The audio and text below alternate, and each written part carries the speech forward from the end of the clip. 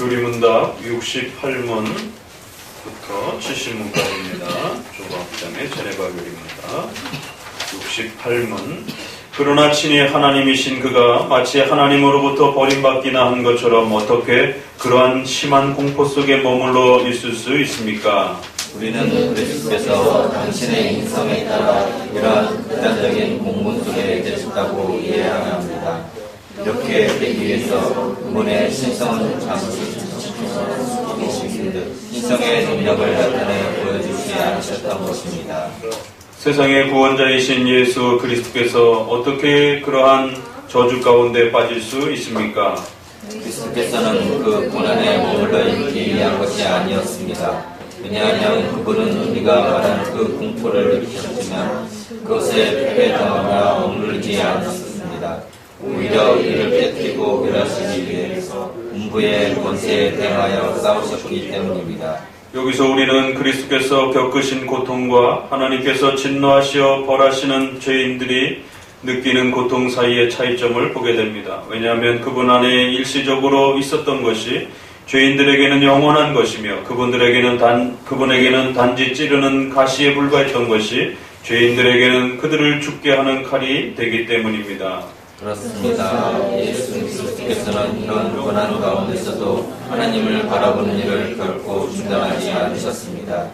그러나 하나님이 벌하신 죄인들을 절망하고 하나님에 대하여 불만을 품고 두려워하는 하나님을 저주하게 됩니다. 지옥에 내려가시고라는 이 항목에 6번에 걸친 또 문답이 소개되어지고 있습니다. 그만큼 상당히 이 내용은 복음의 핵심을 담아내는 아주 중요한 내용임을 우리에게 다시 한번 깨우쳐주고 있습니다. 우리가 죄인이고 하나님으로부터 정죄받아서 영원히 지옥에 죽을 수밖에 없는 비참한 또 이러한 죄인들이라는 사실, 바로 이러한 죄로부터 예수님이 성육신하셔서 신성과 인성을 가지신 예수님이 우리의 죄를 대신 짊어지시고 우리에게 의로움을 주셨다. 이것이 복음의 핵심인데, 이것이 사도신조에서는 말씀드렸던 것처럼 성육신 이후에 빌라도에게 고난, 하나님으로부터의 심판의 그 정죄와 또 고난을 받으신다라고 하는, 또 두 번째는 십자가의 죽으심, 바로 정죄의 죽음으로써 인간의 그 원죄와 비참함이 얼마나 참혹한 것인지를 또 가르치는 내용으로서 소개가 된다라고 말씀을 드렸습니다. 그리고는 지옥에 내려가시고 라고 하는 표현도 역시 더불어서 인간의 원죄와 또 그 원죄를 대신 짊어지시고 또 고난받으시는 그리스도의 인성, 또 더 나아가서는 또 성육신하신 신성을 가지신 그리스도. 그래서 이 고백 안에는 인간론과 기독론이 함께 잘 어우러져 있는 것을 보게 됩니다. 예수 그리스도께서 누구이신지를 가르치면서 동시에 그 그리스도께서 겪으신 일들 속에는 바로 인간의 죄를 또 표현해주는 그러한 고백으로서 사도신경 안에는 인간론과 기독론이 잘 이렇게 또 조화되어 있는 것을 보게 됩니다.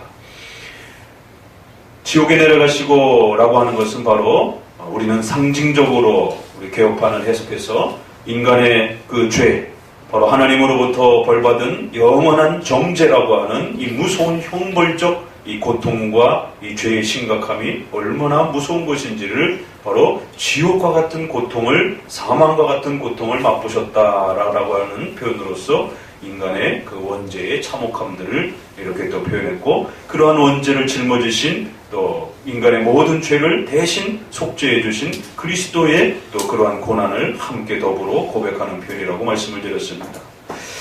그럼 하나님으로부터 버림받기나 한 것처럼 어떻게 그러한 심한 공포 속에 과연 그리스도께서 계실 수 있느냐? 그리스도께서는 신성으로 그렇게 하나님 앞에 버림받은 건 아니다 라고 말합니다. 삼위일체에 있어서 가장 중요한 우리 장로교회의 개혁파 신앙 고백은 한 하나님과 삼위 하나님, 그리고 그 성부, 성자, 성령 하나님은 구약이나 신약이나 오늘날이나 결코 분리함 없이, 또 외적인 구원의 모든 창조와 구원의 역사 속에서도 분리함 없이 그렇게 동시적으로 함께 사역하시고 존재하시는 그런 분입니다 라고 고백합니다. 그렇기 때문에 그 성자이신 신성을 가지신 성자 하나님은 성부 하나님으로부터 결코 분리되거나 버림받거나 할 수가 없는 것입니다. 그럼 왜 사도신조에서 엘리 라마 사막다니 하나님 어찌하여 나를 버리셨습니까? 라고 하는 이러한 말씀에 따라서 하나님으로부터 버림받은 이 엄청난 고통을 이러한 고난을 고백했는가?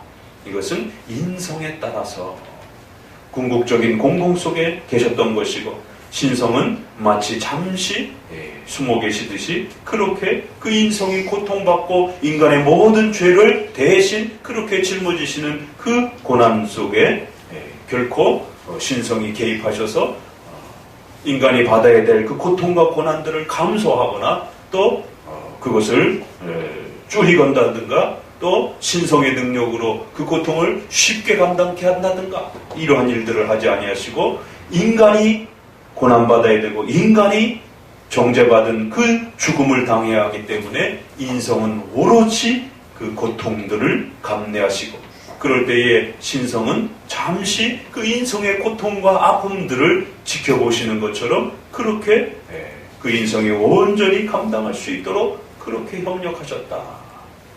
신성과 인성의 그리스도의 이러한 인격을 한 인격을 가지신 그리스도의 십자가의 사역이 어떻게 펼쳐지는 것인지를 또 설명을 합니다. 이처럼 예수 그리스도를 믿는다라고 했을 때는 반드시 신성과 인성을 우리는 고백해야 합니다.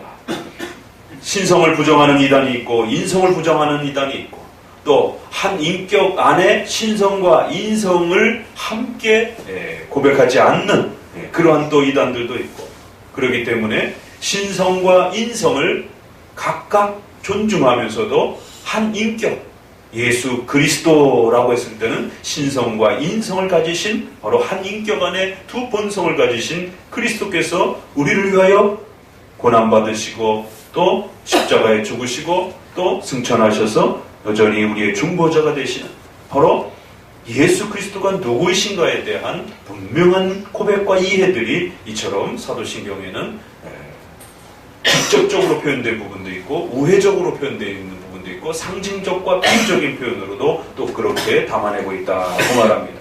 그래서 지옥에 내려가시고 라고 하는 이 고백을 잘 이해하기 위해서는 반드시 그리스도의 신성과 인성에 대한 바른 이해가 있어야 된다라고 말합니다.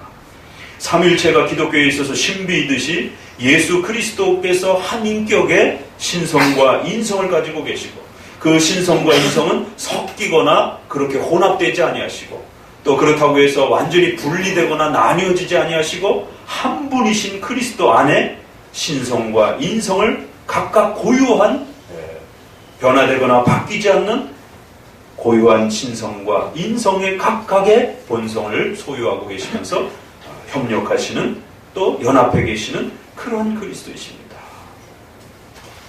이처럼 사도신경 안에는 그리스도에 대한 중요한 기독론에 대한 고백, 또 더 나아가서는 인간의 죄의 원죄의 그 참혹함과 비참함들을 담아내고 있다라고 말하는 것입니다. 이처럼 기독론에 있어서 신성과 인성의 바른 이해가 우리의 구원과 관련된 십자가의 죽으심을 이해하는 데 아주 중요한 토대가 되고, 더 나아가서는 또 교회론에 있어서 성만찬에서 어떻게 예수 그리스도를 만나는가, 어떻게 보이지 않는 예수님을 우리가 만날 수 있는 것인가, 그랬을 때 바로 이 인성과 신성에 대한 이해는 루터파와 칼빈파를 구별하게 되는 바로 개혁파와 루터파가 나눠지게 되는 아주 중요한 또 원인이 되기도 했었습니다. 그렇기 때문에 이 신성을 따라서 또 인성을 따라서 이렇게 그리스도의 사역과 또 그리스도의 중보직에 대한 이런 이해들을 바르게 잘 구별할 줄 알아야 되고, 또 어떨 때는 한 인격으로서 그리스도의 고백으로서 표현되는 부분들이 있기도 하고, 어떤 표현은 또 나는 아버지와 하나다라고 했을 때는 신성으로서의 또 그렇게 표현되기도 하고, 또 어떨 때는 나는 모른다, 아버지가 나보다 더 크시다 라고 했을 때는 인성으로서의 또 그런 고백들을 가지고 있는 것입니다.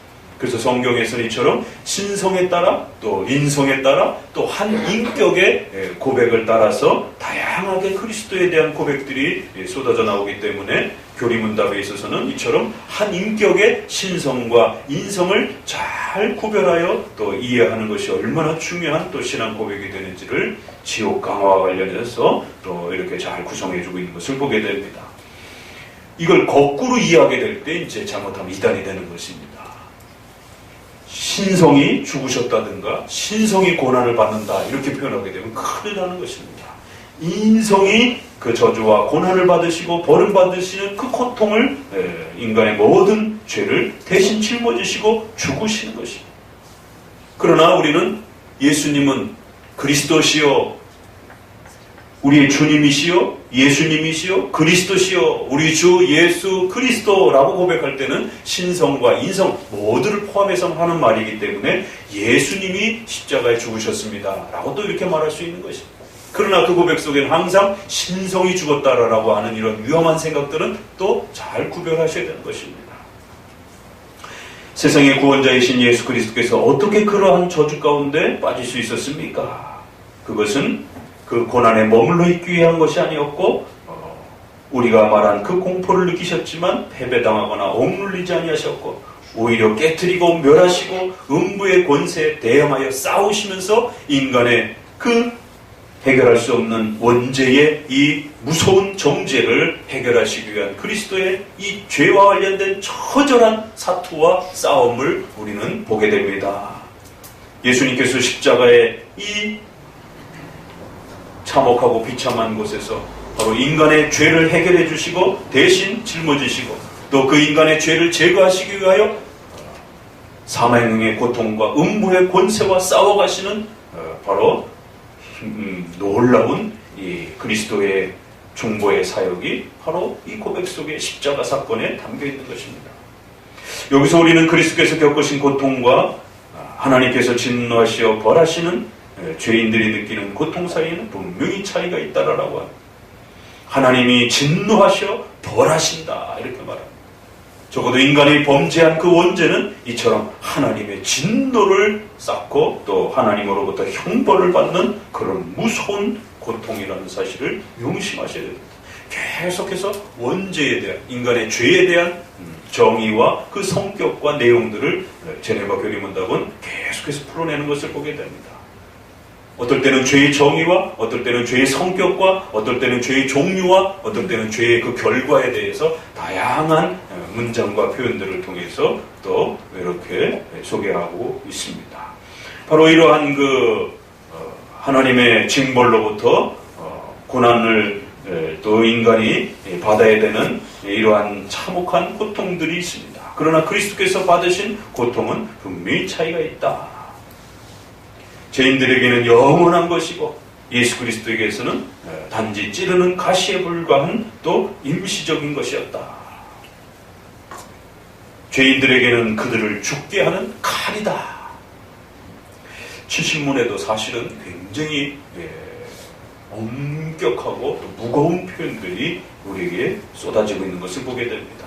바로 인간의 죄와 관련해서는 이처럼 하나님께서 진노하시고 벌하시는 그리고 그 고통은 영원한 지옥으로서의 사망의 고통인 것이고 또 죄인들을 죽게 하는 칼이고 이렇게 표현하면서 인간이 하나님 앞에 범죄한 그 죄의 무서움을 또 그 죄에 대한 하나님의 엄중한 심판과 형벌이 어떤 성격인지 그럼에도 불구하고 또 그러한 죄와 악함들을 십자가에서 친히 짊어지시면서 그 사망의 고통과 싸우시면서 우리의 모든 죄를 대신 짊어지신 또 그리스도의 또 이러한 고난과 희생을 지옥에 내려가시고 라고 하는 이 고백 속에서는 이처럼 담아내고 있다라고 말합니다. 한편으로는 하나님의 엄중한 심판 또 그러면서도 또 인간의 죄의 그 무서움 또 그러면서도 그리스도의 신성과 인성을 통한 충보의 이 충만한 은혜들이 바로 이렇게 아름답게 또 고백되어지고 있는 것입니다.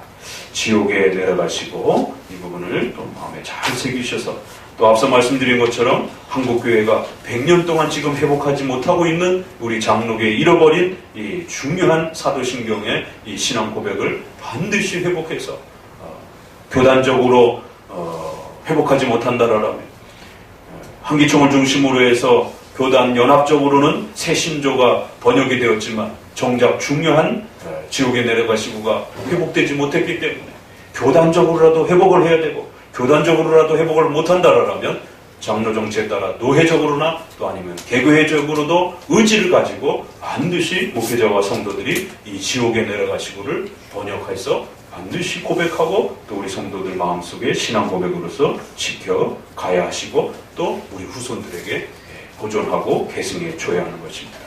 기도합니다.